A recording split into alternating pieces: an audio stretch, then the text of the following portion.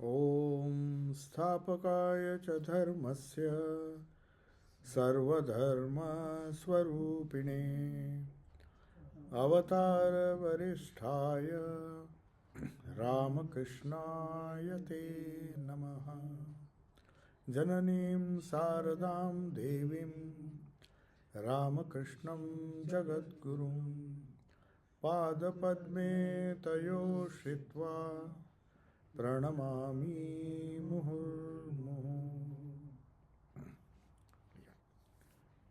So it's nice to be here. Yesterday you all attended a session where we discussed in a very rational way the importance of the different pathways to truth, which are known as yoga. So it's a very well-known term, but the meaning very often is shrouded in some kind of mystery, because we think yoga is something which is either inaccessible, or for some people it is so accessible that it is as simple as asanas and other things, which in a way is true, because that accessible part of yoga which deals with asanas is only one step, and pranayama is also another step which many people understand, they're able to practice, and they get a lot of benefit also physically. But is that all what yoga really means? So we come to the topic which is based on the question that was just asked. That was the connection with the Holy Mother's teachings on repetition of the holy name, which is unique to our Indian culture. It is also known as Japa Yoga or Japa. Simple, mother used to always say, do Japa. If you can't do anything, do Japa. But many people ask this question because it appears as if Holy Mother is giving a very simplistic solution. If only Japa is enough as a sadhana, and if people just follow it, then why so many scriptures are there, so many yogas are there, so many different scriptures explaining so many things which appear to be very complicated? They ever exist? Why do they exist? One of the simplest reasons which Swami Vivekananda gave was truths can be really simple, but there is a caveat, there is a condition. Truths can be simple only to simple minds, and it is extremely difficult to be simple. That is a very paradox. So very often it takes a lifetime to become simple, to return to the original state. For example, Swami Vivekananda in his Jnana Yoga says, he gives a nice example, a very shocking example, but he gives this example.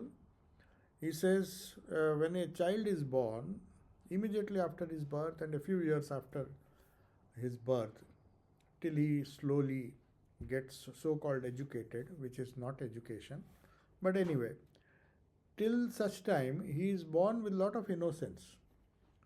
And Swamiji uses some very harsh words when he says, the child is born with a lot of innocence, purity, but society robs him of his innocence.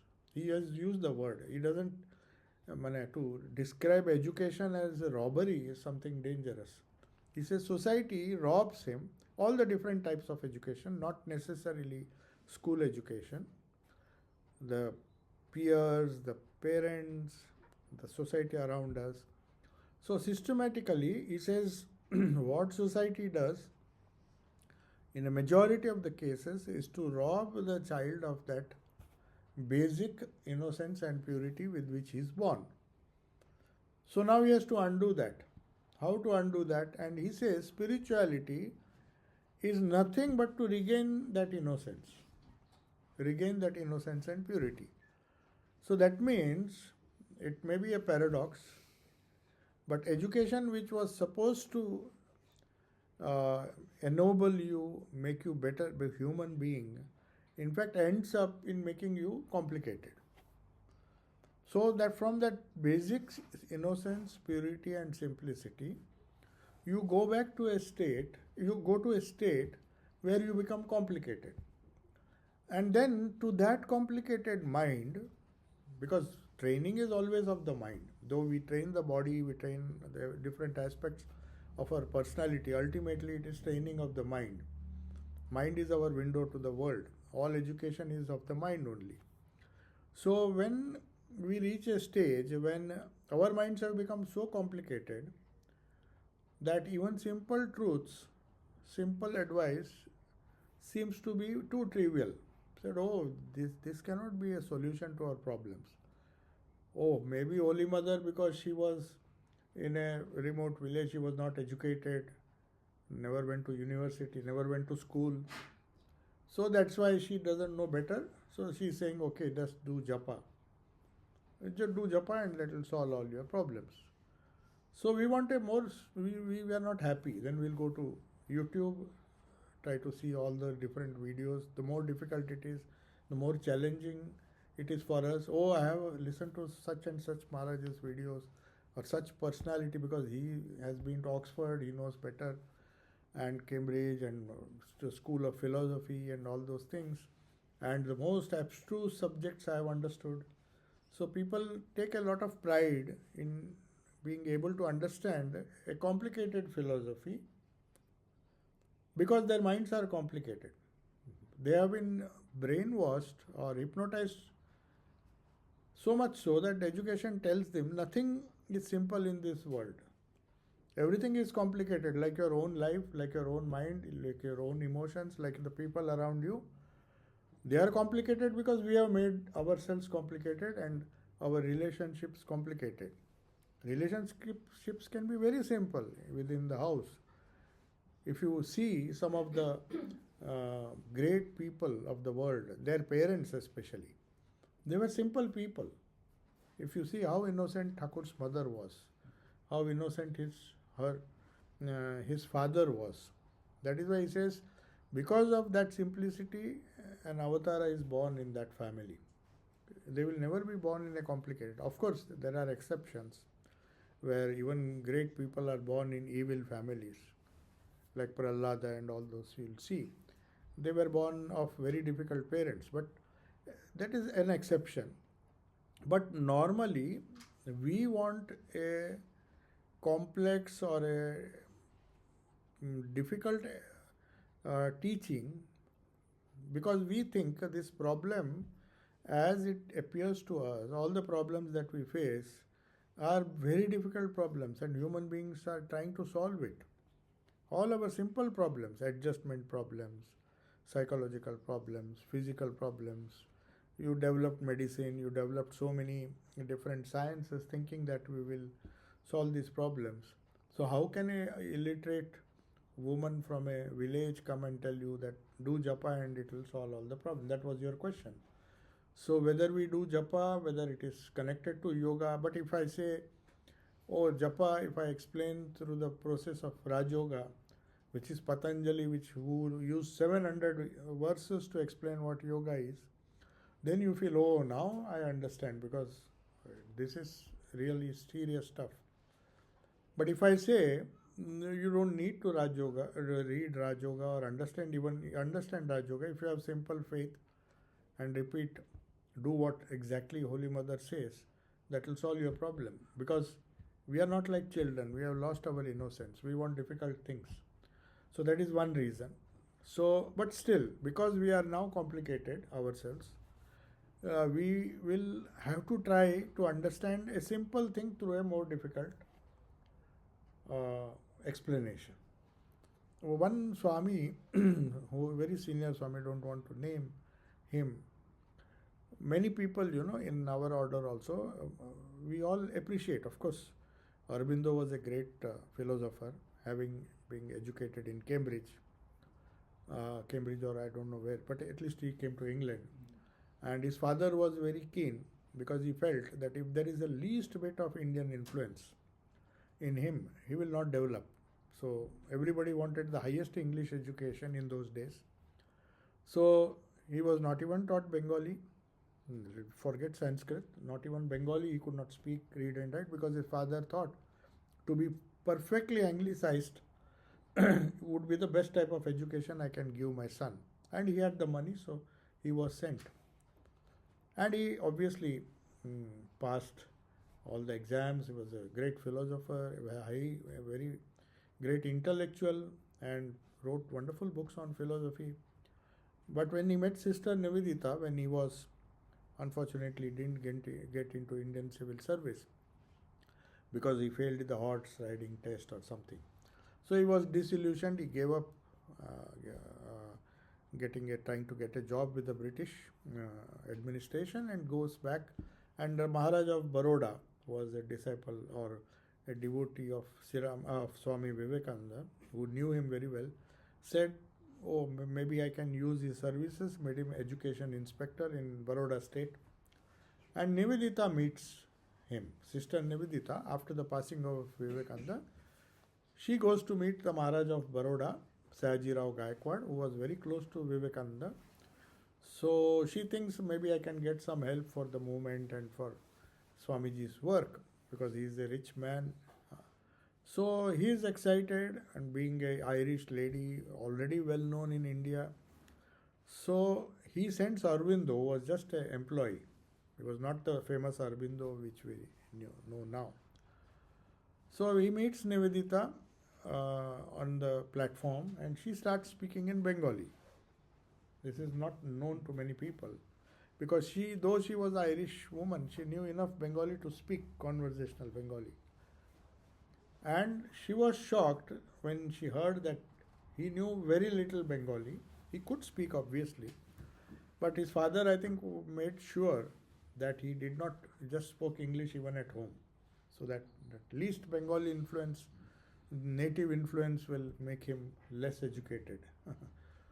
So she was surprised. He said, "Are you not ashamed that you don't know your mother tongue?" He said, "I didn't expect. How can you expect any kind of freedom from the British when you don't respect your own mother tongue and you want to be an Indian patriot?" So that rebuke, perhaps it's not publicized because nobody wants, but this is a fact. These conversations are there. And Sister Nivedita insisted on his learning Bengali. Not only learned Bengali after he went to Pondicherry, she only arranged his escape, otherwise he would have been arrested.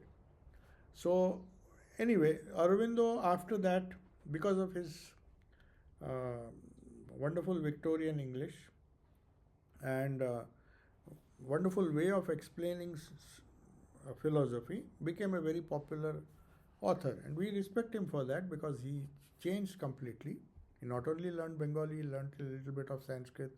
He supported the cause of promoting Sanskrit and Auroville and all the spiritual movement. He became a great spiritual leader, no doubt.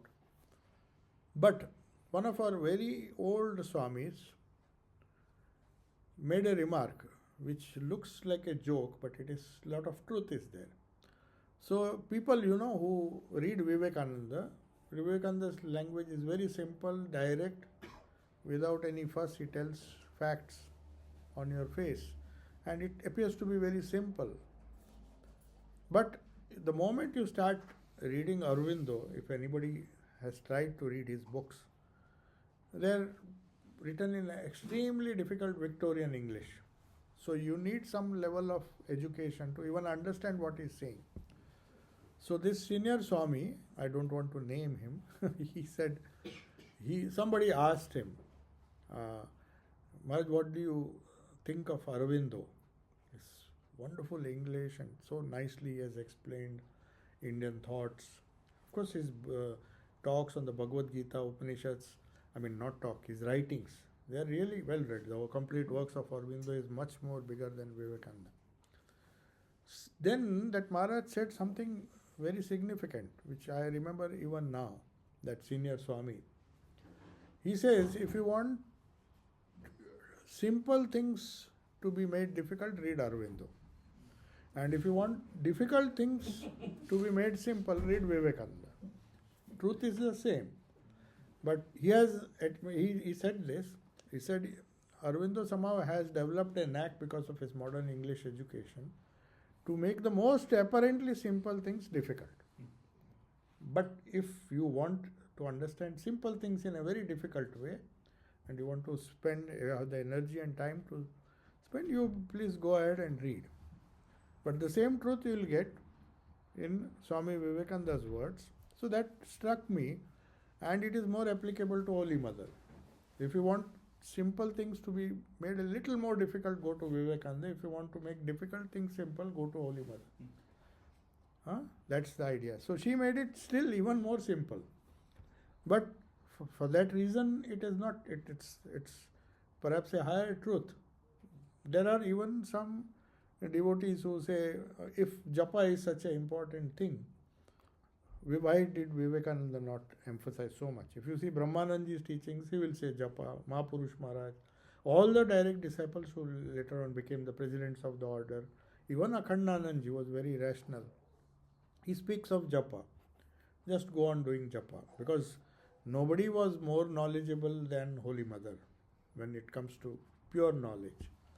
So obviously there is a great truth in the repetition. But then if you want to understand it scientifically, as your question implies, through the process of Raj Yoga, that also can be done. Because Raj Yoga also, Swami Vivekananda mentions many things which support the sadhana of japa, which apparently is very simple, but it is very deep. So, if you remember, Holy Mother told one woman disciple, most of her disciples were not very educated. They were women from rural Bengal, so you can't expect them to go to schools. So they were simple women, but that doesn't mean she just gave, because they could not understand difficult things, she will misguide them. So one very important quotation to one of the disciples who came with a very complex problem, domestic problem, and she said, I have tried everything, nothing seems to work. Then Holy Mother gave a wonderful solution, which every word is very important. It's in Bengali, but I'll give the English translation. He says, the easiest and the best way, see, every word is important, the easiest and the best way to solve all the problems of life is to take the name of the Lord, and then she adds Sri Ramakrishna, because maybe that woman's Ishta was Ramakrishna. She was given initiation. So Lord, she says Lord mane Ishwar er naam, kintu she specifies the Lord name of Sri Ramakrishna in silence. So this whole sentence is, the easiest and the best way to solve all the problems of life is to take the name of Sri Ramakrishna in silence. So there are many conditions. She's not just asking you to do japa. If you see in this whole, first she says, what will japa, what is the path to solve all the problems? All the problems. She is not saying to solve spiritual problems. She is not saying to solve your material problems. She is not saying to solve your health problems. All the problems of life. So that includes health, that includes whatever other trivial problems we have. It also includes spiritual problems. Obviously, it has to include spiritual problems, because that is what mantra is all about. It is mainly to solve our spiritual problems, but as a byproduct, it may or may not solve our other problems. So she has made it very clear, the easiest, and again she says the best. See, if she had said the easiest way to solve all the problems of life is to take the name of Sri Ramakrishna or the name of the Lord in silence. That we would have understood, because that would have implied that since the other problems are difficult, for you just take the name. That is what most of the people say, in this Kali Yuga it is enough to do japa. So people think, okay, it may be simple, but for simple illiterate people, uneducated people, they can't understand Advaita, they can't understand different philosophies. So that is why Mother says, you just do japa, that is all you can do. It's like telling a child in kindergarten, you just study ABCD. You don't bother about higher things, because they are not going to help you, or at least they are not relevant to you right now. That is what people say. So that's like consoling the child. You be happy with your ABCD and alphabets and little arithmetic. When you come to the PhD level, then we'll see. So she is not telling that. She is very clear. She says it's not only the easiest way, as in for people who cannot do better sadhana, cannot understand the complications of sadhana, for them japa is there, but for others you can do many more things or much better things. No. That is why she has added a word best. If it was easiest, I would have understood. The easiest way is to do japa. Because then the best way is not the easiest way. It is a little difficult, but when you graduate, when you advance in spiritual life, I will tell you the best method. No, she says the easiest and the best. So she is ruling out any better method than that. So you have to be very careful. She doesn't, Holy Mother's words, especially Thakur's words and Holy Mother's words and even Swamiji's words, we have to take them if they are authentic. Of course it is authentic, recorded by the disciples. They cannot speak anything but truth. If they base their truth, teachings on untruth or even false truth or half truths, it will not stand. Thakur used to say, everything that Thakur said, if he did not believe that it was truth, he would not say it. And if he said it, it has to be true. That is why Vivekananda once said, because many times he doubted Sri Ramakrishna, but later on he found whatever Sri Ramakrishna said about certain persons, because the reference was to a certain person about whom Sri Ramakrishna had said something. And Vivekananda thought, others were telling, see, what you think about him, it may not be right, you are unnecessarily thinking too high of him. He said, see, the old man means Thakur. So whatever he has said, I have 100% faith. I may doubt my own intelligence, but I will not doubt his words because they cannot be untrue. So if he has said something about someone, for example, he just casually said, Raja means Brahmananda. He has the wisdom. His name was not Raja Maharaj. His name was Rakal. Rakal is an ordinary shepherd. So he says Rakal has the buddhi of a king, Raja. Rajar moto buddhi ache. He just said it casually. And Vivekananda took it 100% because he knew Sri Ramakrishna's judgment can never fail. He had so much conviction because whatever they said came true. So he said, from tomorrow we'll call Rakhal Maharaj Raja Maharaj. So that is how his name came, because Thakur has said. And then he made him the first president. Though there were much more qualified people like Swami Sarvasthananda and others who had more ability to administer. Raja Maharaj was very simple. But at the same time, when Sri Ramakrishna had said he has the wisdom of a king, so he thought if somebody has to be king, in the sense, the chief administrator of Ramakrishna Mutt, so he said he should be made president. Because I don't trust my judgment. I may feel somebody else is better for this job because it's a complicated thing. It's not like just sitting and doing some sadhana. You have to deal with so many complex problems to run an organization. So there might have been some other brother monks who were more capable, more educated in the sense which is needed for understanding administration. But he says no, because Thakur has said he has the power to rule a kingdom. If he has the power to become a Raja, he can definitely become the president of the order. So he made Brahmananda the first president. He himself did not, because of course he knew he would not live. So the idea here is, in this quotation, we come back to why japa is important.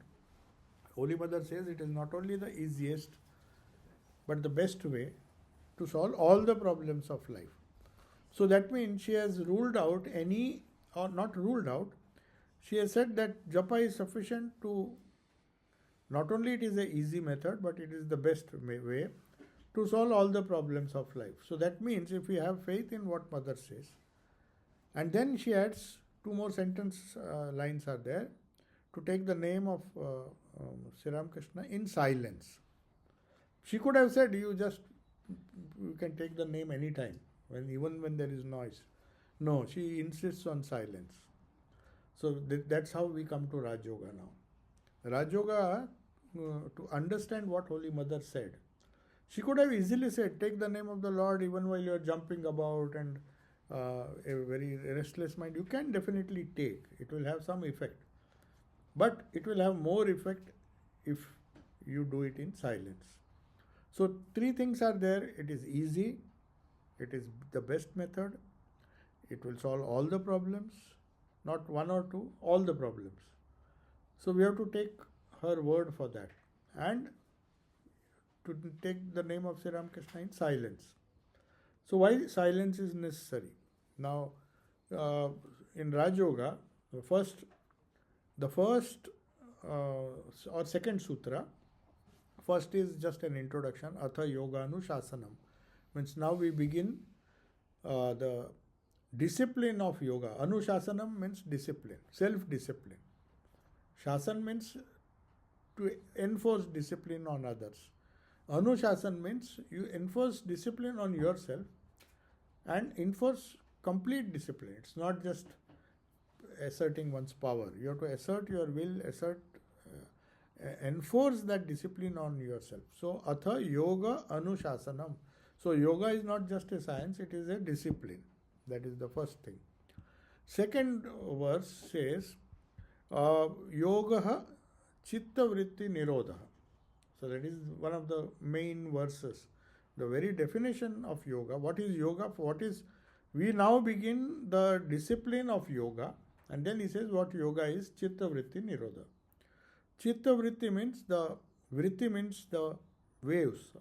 Actually, literally it means waves. But it means waves or thoughts.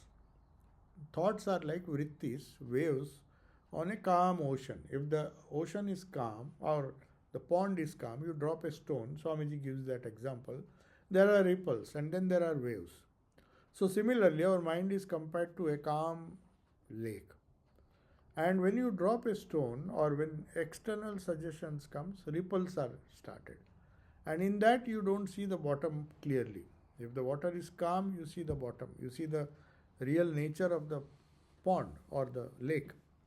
So, Chitta Vritti Nirodha means you can touch your reality or become completely stable when there are no vrittis. That would be the ideal state. But vrittis are always there. So now, if you take the example of yoga, when Holy Mother says, take the name of Sri Ramakrishna in silence, that means that silence, when she says silence, it is not physical silence, it is mental silence. We think it is physical silence. Physical silence may help mental silence, but it is the mental silence. Mental silence means absence of thoughts, absence of many thoughts. Lesser the thoughts, the more silence there is. So there cannot be absolute silence. If there is no thought, the mind will be absolutely silent. And then when you take the name of Sri Ramakrishna, it will be most effective. But that's not going to happen. There will be noise, but manageable noise. So Chitta Vritti Nirodha means trying to stop. So that is why she comes directly to yoga, the second sutra of the yoga, where she says, take the name of the Lord, but do it in silence. Sri Ramakrishna, in his own words, used to explain that as Nirjan Vas. That doesn't mean physical solitude. Solitude means some kind of detachment from the noise or some kind of detachment from things that cause noise. Not just physical noise, but as I said, mental noise. That means you come to Vairagya, or as Sri Krishna says, the mind is difficult to control, but through Abhyasa and Vairagya. Abhyasa is Japa, Vairagya is silence. So she has combined both. To easiest and the best way is to take the name of Sri Ramakrishna in silence. So to do Abhyasa of Japa or to repeat the name, to do Japa, you need silence. That means you need Vairagya. So the advice Krishna is giving Arjuna is, the mind is very difficult to control. I know that it is as difficult as controlling the wind, but it is possible through Abhyasa and Vairagya. Abhyasa Vairagabhyam. Even the same thing is repeated in Patanjali's Yoga Sutras. Abhyasa Vairagyabhyam Tan Nirodha. You can stop this uh, chitta vritti from creating thought waves by abhyasa and vairagya. So he's just repeating what Sri Krishna says in the Bhagavad Gita. So now we come to the quote, the solution which Holy Mother has proposed. She could have just said, you do japa. And in fact, she said, you do japa even while you are working. Because she knew you cannot get real solitude unless you give up work to some extent. She didn't say stop the work, but don't take up work which will agitate your mind. You see, doing normal cooking, she used to see, if you see all the work that she did, she could do japa with that because it was, all the work that she did was just mostly physical in nature. If you see, cooking, cleaning plates, routine work, which we now want to do it quickly by the help of machines. It's fine. It is supposed to give you more time for solitude, provided we really make use of that time. Holy Mother had to wash all the vessels. We now put it in the machine and we don't have to even worry. So modern technology has solved our problem. You can now afford to have solitude. Earlier, solitude was a luxury even for Holy Mother, because there were constantly visitors coming. Visitors coming means you have to cook, you have to clean all the vessels after cooking. There was no washing machine and there was no paid cook. They could not afford. So imagine, she had a very busy life, which is quite opposite of what solitude is. So by solitude, she doesn't mean, or nirjanvas or whatever it is, though initially nirjanvas may help. The main idea of silence, according to Holy Mother, whose life was full of silence. She never talked, she never gossiped, but she was never lazy. Throughout the day she will be doing work. But the moment anybody saw her, even if you see the picture, it's at least Thakur in different poses and different descriptions we get in the gospel appeared to be a little active, restless, and singing, emotional, dancing, singing. But you will not see any of that kind. Even when the kirtan was going on, at the most Holy Mother would do was through that net, madhur, that curtain. She used to peep and see she was just a witness.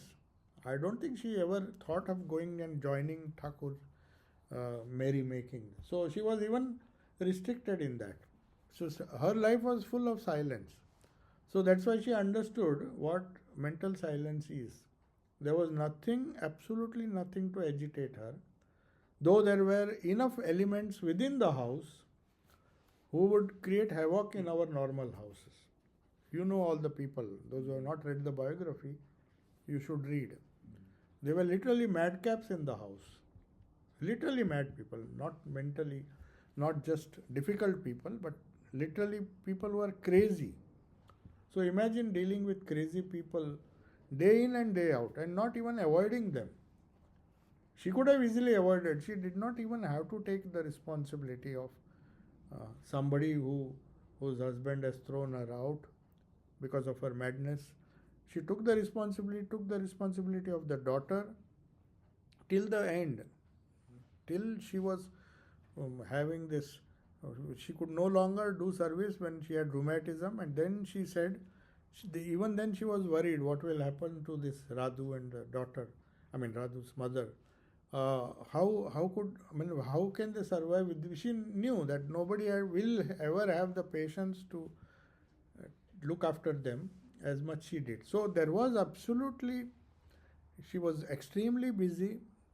There was extremely agitated surroundings around her, agitated people, agitated situations. Her brothers who are after the money quarreling with each other, Kali Mama and Prasanna Mama, they were fighting for the property. So even that she had to endure or deal with. Of course, Sharadananji helped. Being a monk, he had to go to settle these disputes, which was unimaginable in those days. But he had to do it just because mother said no, it has to be sorted out. So imagine, she was not that she was in a situation where she could just enjoy her solitude. But you will find that she had that mental solitude in the midst of physical disturbance or adverse situation outside of her. So solitude doesn't mean, as Sri Ramakrishna said, just nirjan vas. Nirjan vas or solitude will help initially, which Sri Ramakrishna often told M. Master Mashay, because he knew he was also in a very precarious situation, the family problems. So he said, why do he used to tempt him? Now and then come and stay here.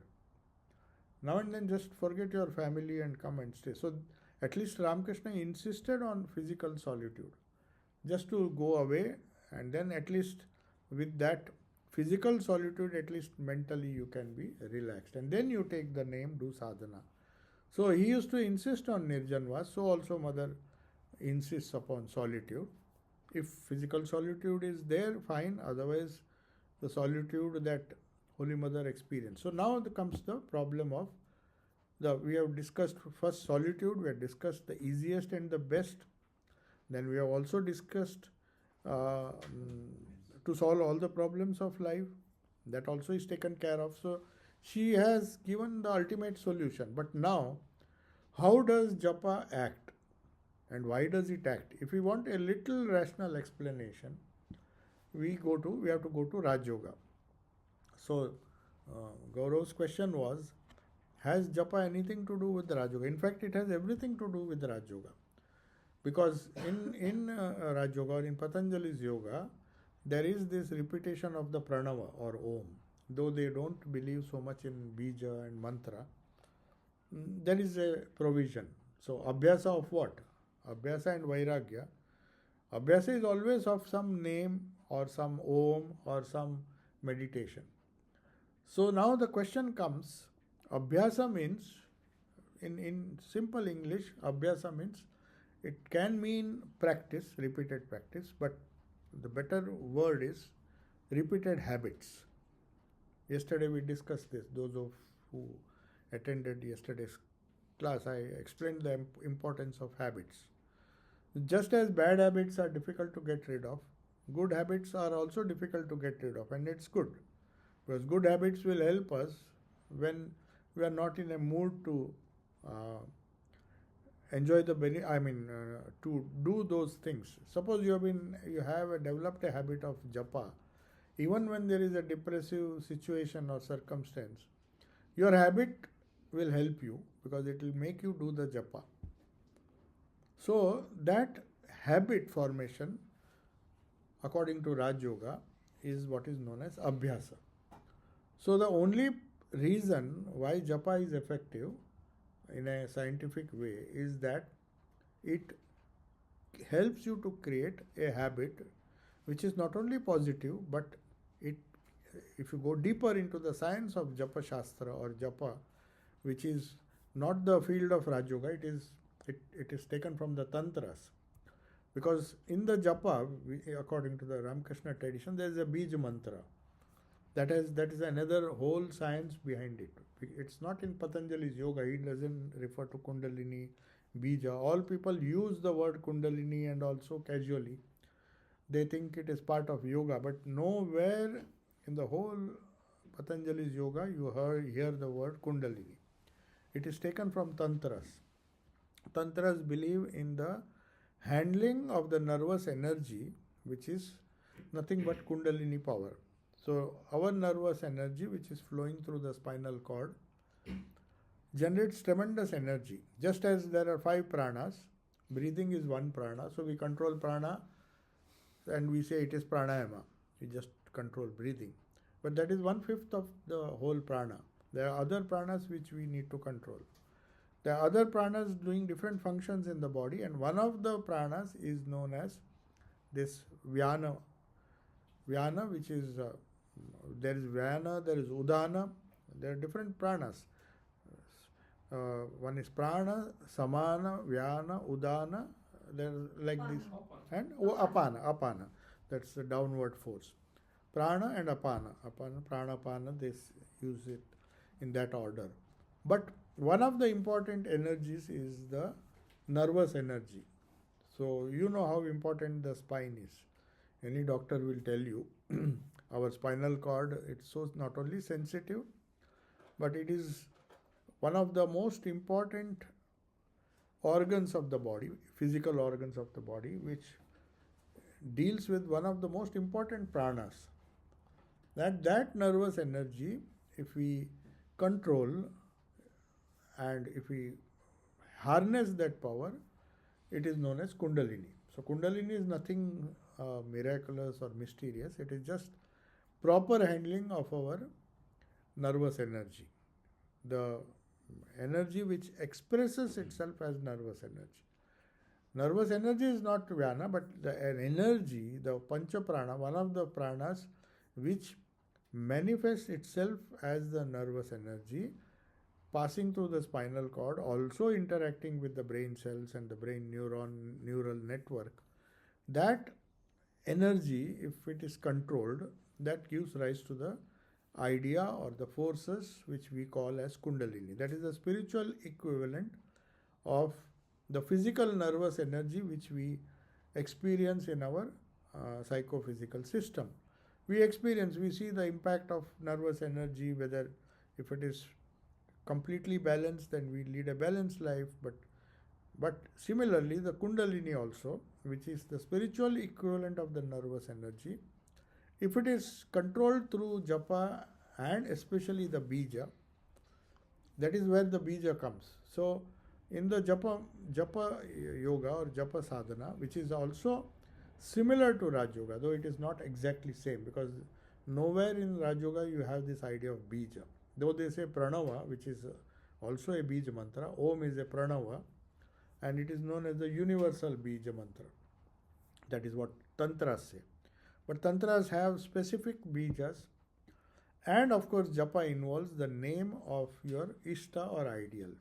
That is something which is common. Whether you believe in Bija mantra, whether you believe in Tantras, or you just are a devotee, and you just say Hare Rama, Rama Rama, or anything, or just Rama, or just Krishna. In any case, the name of God is very important. So the name of the Lord, the well-established names in our tradition, whichever deity it may belong to, Shiva, Om Namah Shivaya, there are so many names of the Lord which are equally effective. See, one thing you have to remember, that no name is superior to any other name. It is how you practice Japa that is important. The intrinsic power within, especially if it comes from a spiritual tradition, will help. But that doesn't mean that other names are less powerful. So that distinction should never be made. But in any case, how does Japa work? Now, forgetting Raj Yoga and Tantra, forget the Bija also for the time being.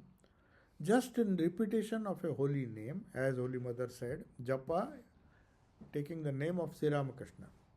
She even has not said that it should be with Bija or without Bija. There are advantages, and that is a different question. But she says take the name of the Lord or Sri Ramakrishna in silence.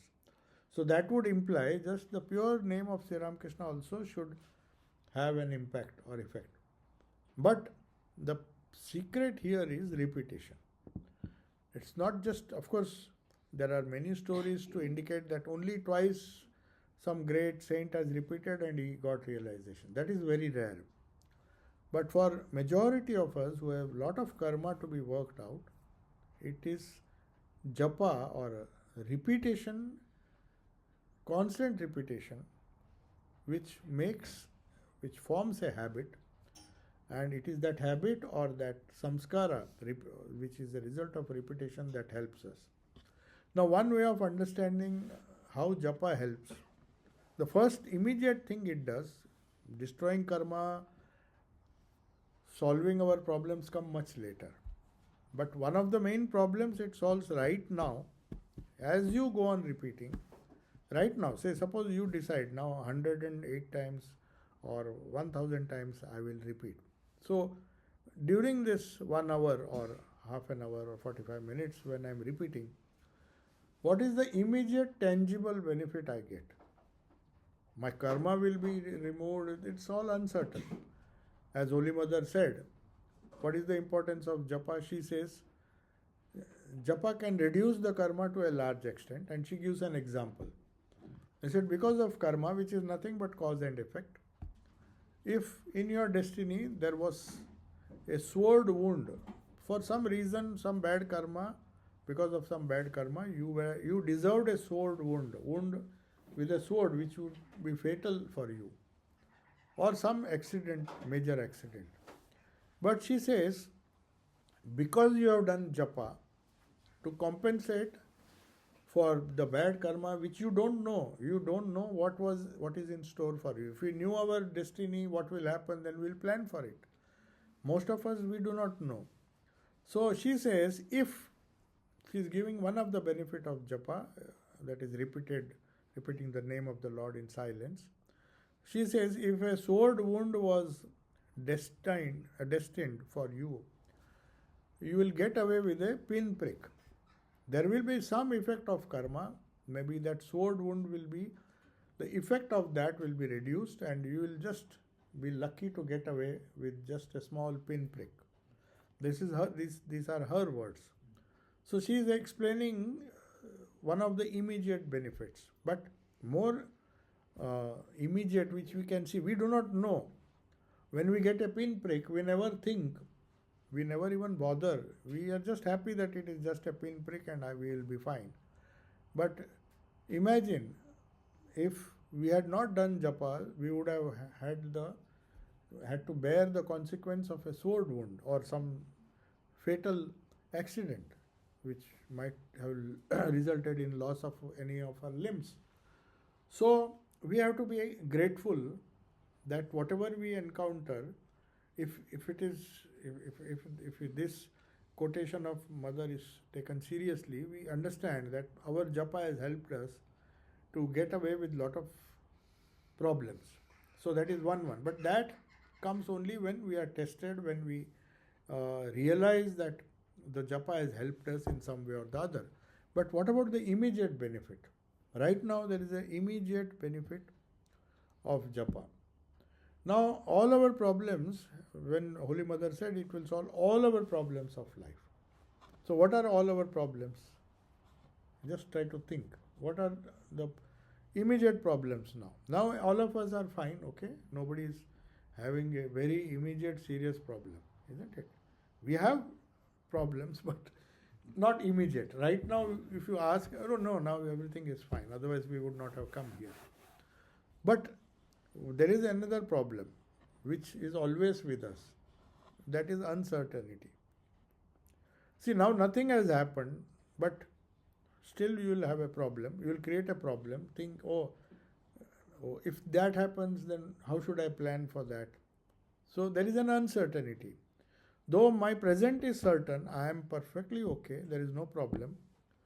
But I am creating an uncertainty thinking of a future problem. Isn't it? So uncertainty is a problem which is always there. That is one of our, when Holy Mother says all the problems, the major problem she is referring to is uncertainty. So nobody can deny it. Can anybody deny this? You may say, I am very happy the way I am. I take things as they come. It's easy to say. The moment you say that, some uncertainty, oh, tomorrow I have to do this. Day after tomorrow I have to do this. Oh, I have to save some money. Oh, I have to think of that. If this happens, if in old age this happens, what should I do? How much investment I should have? So all these things are uncertain. None of those things are going to perhaps happen, or will never happen, perhaps. Everything will be smooth. But we can't stop worrying. So that is the main problem. This uncertainty is problem that Holy Mother is referring here. She says this uncertainty, to remove this uncertainty, there is only one way. What is that way? To cultivate the habit of certainty. How to counter? In Patanjali's Yoga Sutras, it says Pratipaksha Bhavana. So he says there are many problems. If there is fear, you cultivate the opposite of fear. fearlessness. So that is known as Pratipaksha Bhavana. So if fear comes, you just immediately counter it with fearlessness, some fearless thought, and that will take care of that klesha of fear. That is how Patanjali says, that is his way. He doesn't say japa, do japa. But Holy Mother says, when she says the easiest and the best way to remove all the problems, to remove all the uncertainty, that is our major problem right now. Other problems will come. I am not saying they will not come. Apart from uncertainty, there are certain things which are going to happen. For example, we will get old. That is a certainty, isn't it? It's not an uncertainty. Nobody will say, I am uncertain whether I will become old, or I am uncertain whether I will become sick.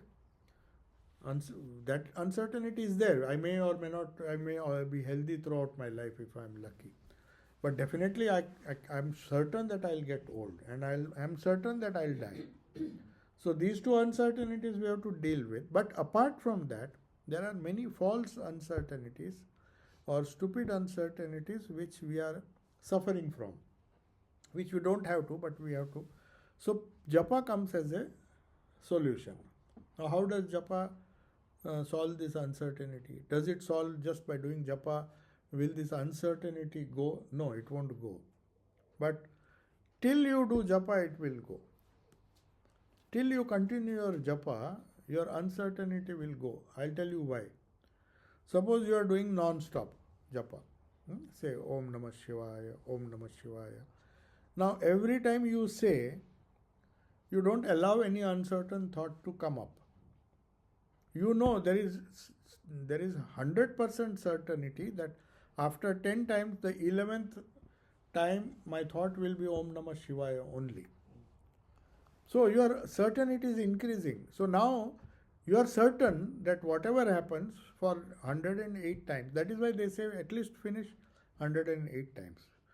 At least for this 108 times you are repeating japa, you are outside the zone of uncertainty.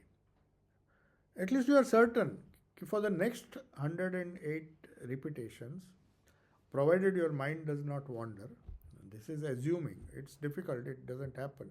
But suppose you do... Maharaj, sorry to disturb. I think Holy Mother says the same thing as well.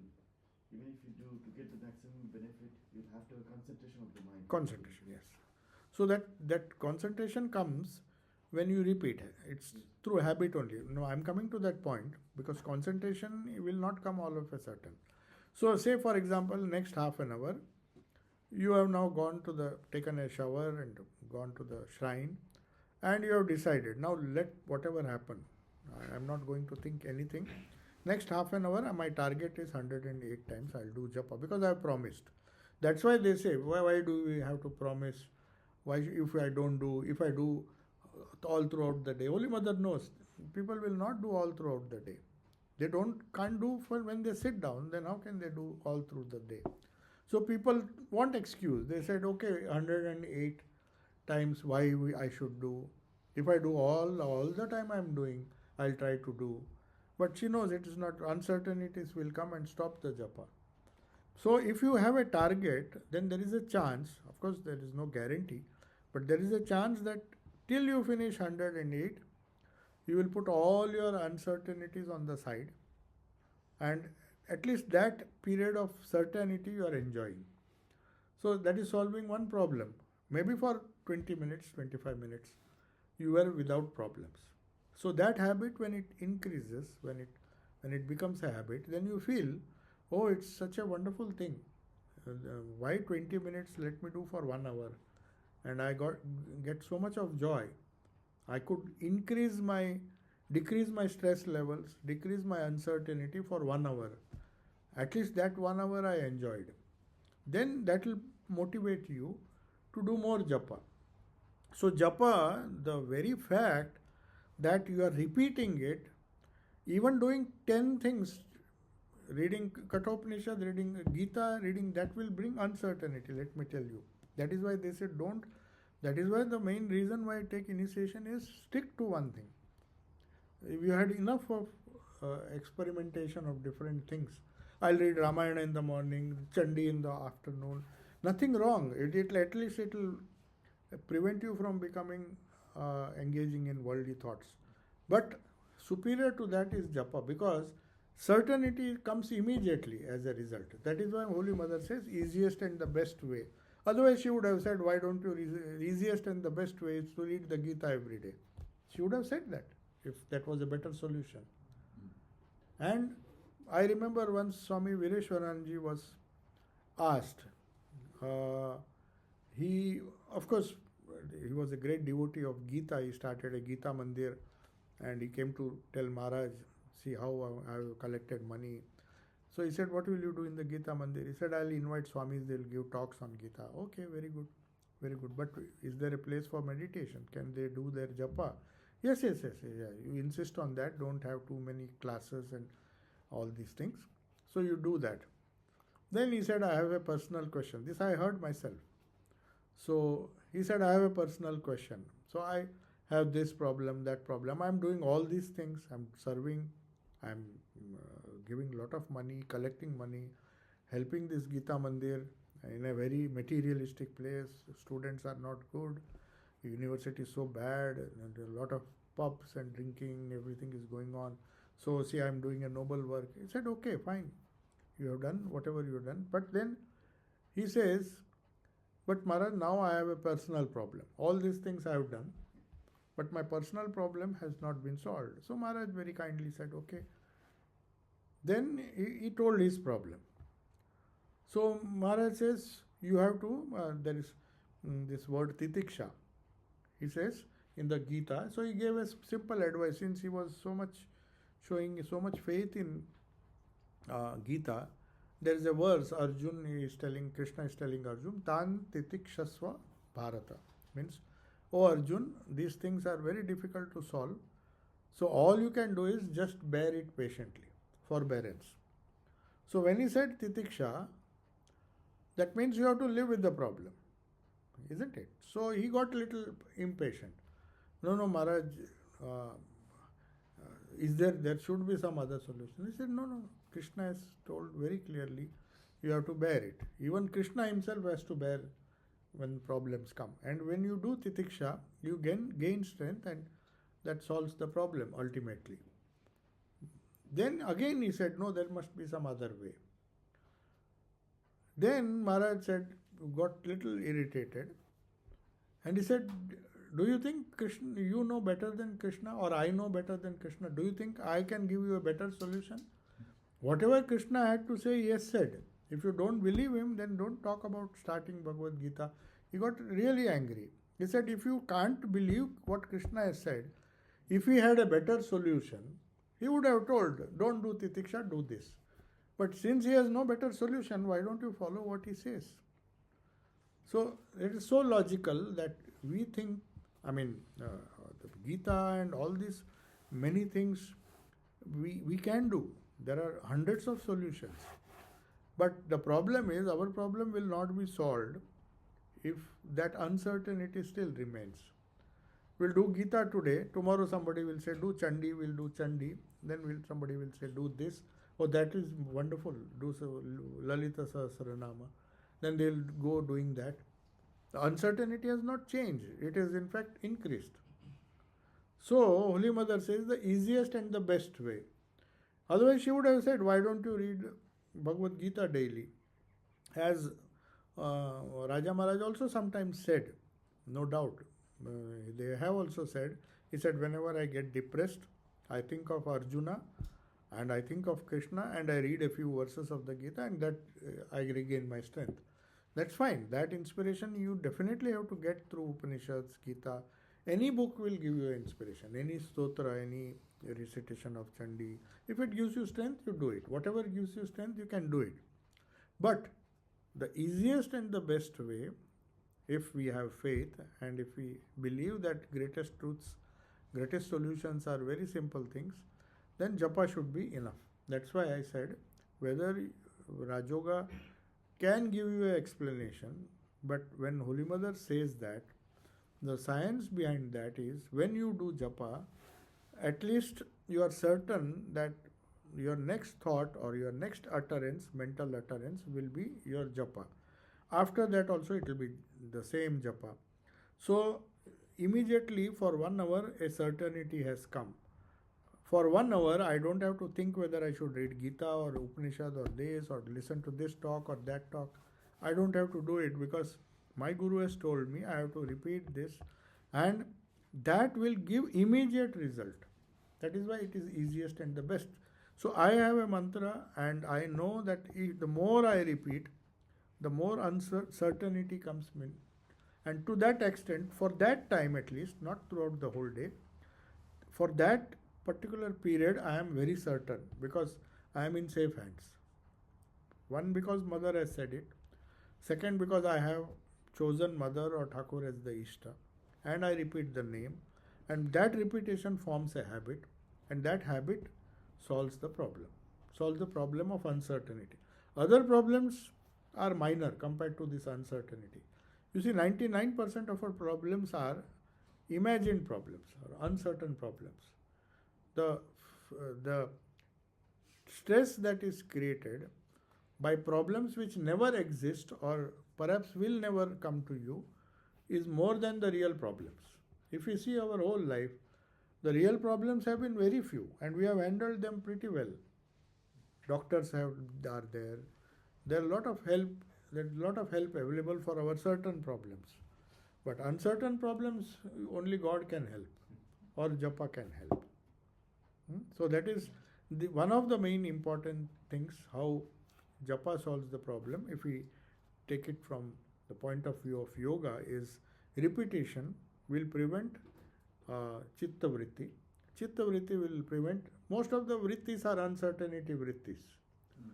Our vrittis, if they are good vrittis, it is fine. That's why we have to read the Gita and listen. So there are some good vrittis along with some uncertainty.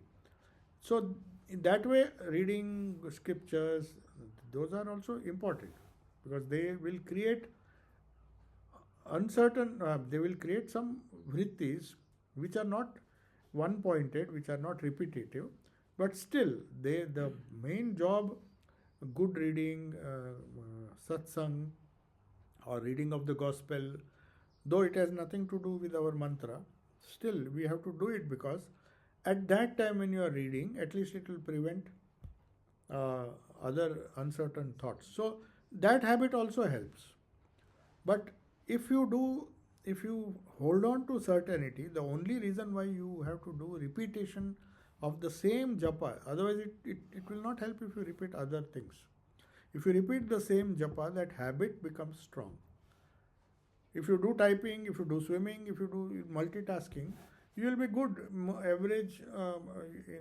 On an average, you will be good at typing. You will be good. But if you just focus on one skill, then you become an expert. It becomes a habit which will always help you. So that is the reason why japa, the habit of japa can help you. Okay, it's a long answer. But touch upon 10:25 in Bhagavad Gita, where Krishna says. What does he say? Amongst all almost all yagnas, japa yagna is the shrestha. Yeah, because he compares it with other yagnas. Yagnas can be physical yagnas like ahuti, which is more popular nowadays. Any ritual, if you don't do a homa, you feel you have not done puja. So it has become very popular, and because it is tangible, people know that I have spent so much on ghee, so much on wood, and then some mantras were uttered, with a lot of people have come, and you will see most of the crowd in our center comes for this havan only. If now there is no havan because our fire rules do not permit, but in Rajkot and all I saw, the people will come only during havan. Puja they are getting, when they get bored, said we don't understand, but havan they understand. Some fire and something is being put, some chants and some smell of ghee, and then they feel some great religious merit they get. So havan is very, so yagnas, Sri Krishna knew there are so many yagnas people are, but he says japa yagna is the highest among yagna, just to show that no matter how many physical yagnas you do, the japa yagna is the best. So that is the explanation. The more subtle it is, the more loudly you do. That's why even in japa you not supposed to repeat loudly. If you do it in a subtle way, mentally, it is more effective. Similarly, yajna, if you do physically, it is effective, but if you do mentally, it is more effective. Puja also. So japa also you have to do mentally, because it directly affects the mind. Otherwise, here, you physically you are involved in the puja, you are doing ahuti, but your mind may be somewhere else. So it is helping your body discipline. 3 hours you sit, that's a great thing. Your body will be disciplined. The 3 hours I can sit and do puja. Body gets disciplined, then the mind gets disciplined. But if both get disciplined together, then it is good. But since it doesn't happen, because half of the discipline goes towards the body, they say do mental puja, they do mental japa instead of using your lips and shouting loudly, which will reduce its effects. Not it's effective, but especially in Tantras, they say it should be in a very subtle way. The more subtle it is, the more strong it is. But Maharaj, then Thakur also has said, Clap. you Yeah, that for common people. See, the thing is, Thakur's teachings, Thakur only said mental japa is the best japa. Mother also said.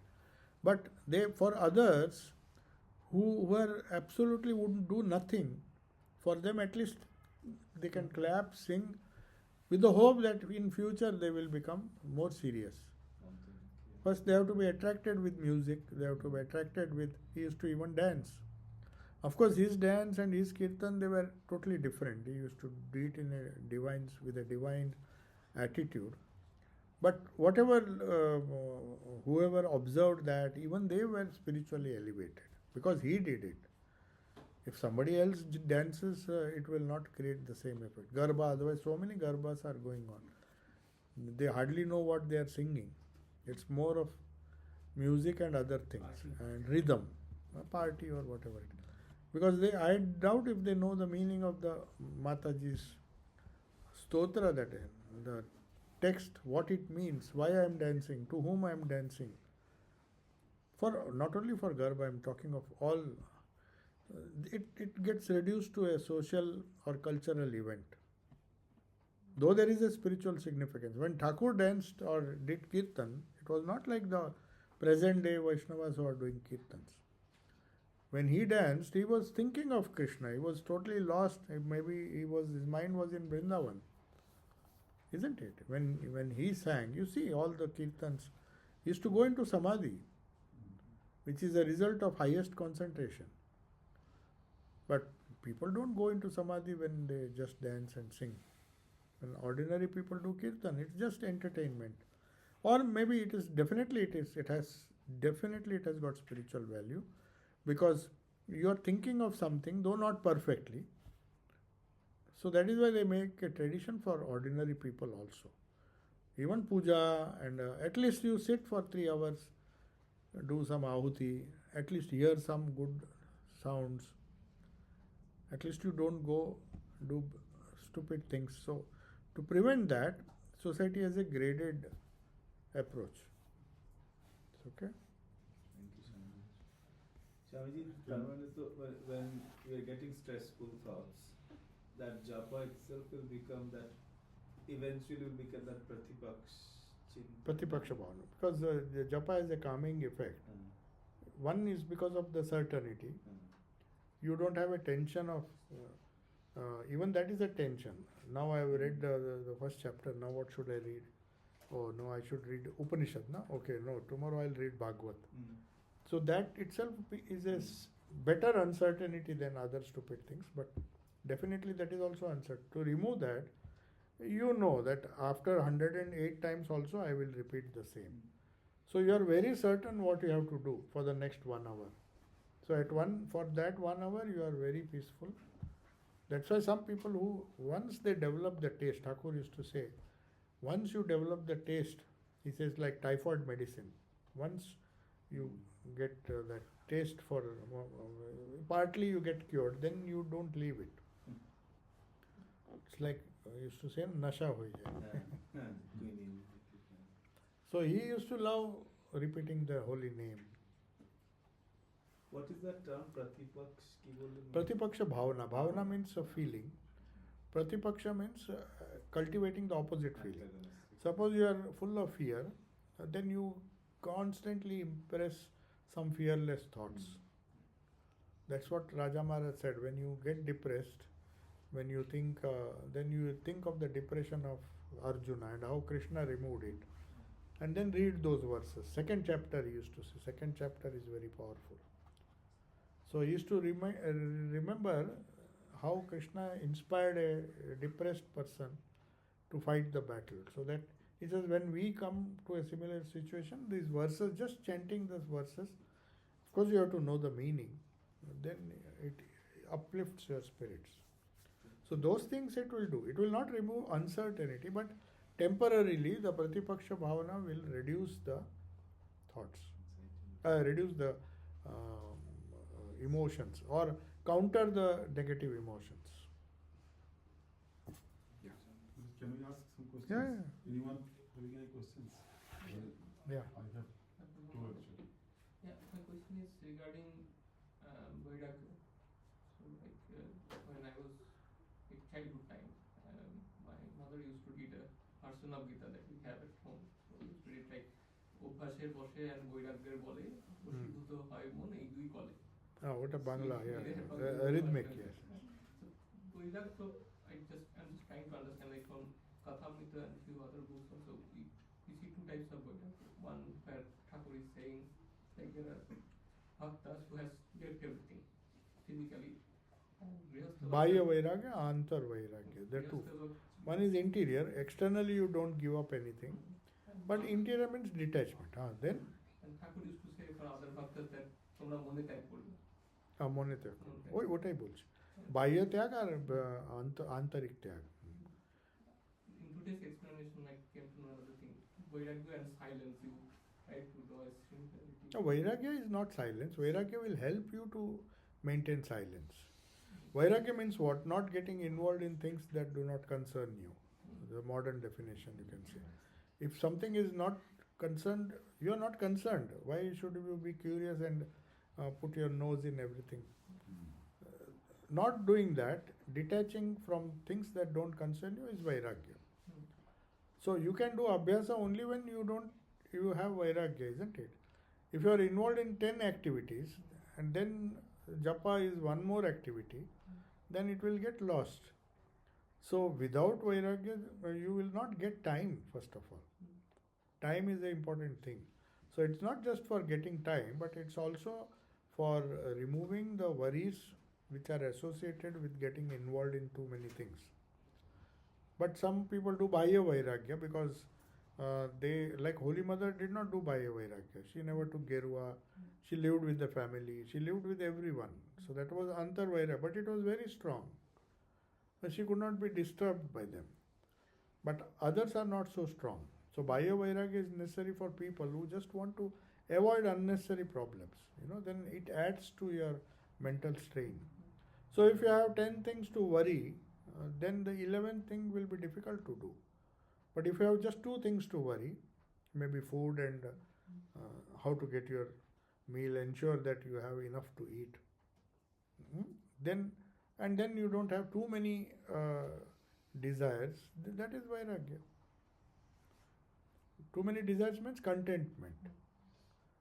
Mother used to say, if a person is always discontented, he wants more and more and more.